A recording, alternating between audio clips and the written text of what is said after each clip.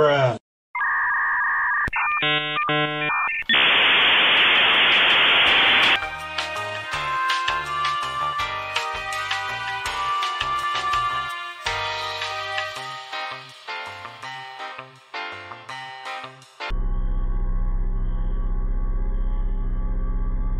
To start, I was wrong. In my previous video, I mentioned that there would be an indefinite delay, but I've decided that I might just as well push more uploads. I don't have much right now, but if you didn't know, they launched a controversial update, which could potentially lead to the downfall of UD. I'm kinda skeptical about it, but either way, it's a good excuse to get me moving. Either way, back to this thing. For starters, its turning circle is very wide. The brakes also feel unresponsive. The slightly better thing about it would be that it does get slightly better as you accelerate over time. The top speed is a bit disappointing, but the acceleration is pretty good, especially in terms of the price. It's clearly not the flashiest, but for this price range, it might just as well be the new Bugatti replacing the Mirage. Yes, it technically also is one of the cheapest ordinary EV you can buy in UD. The looks aren't my favorite, especially compared to the second gen.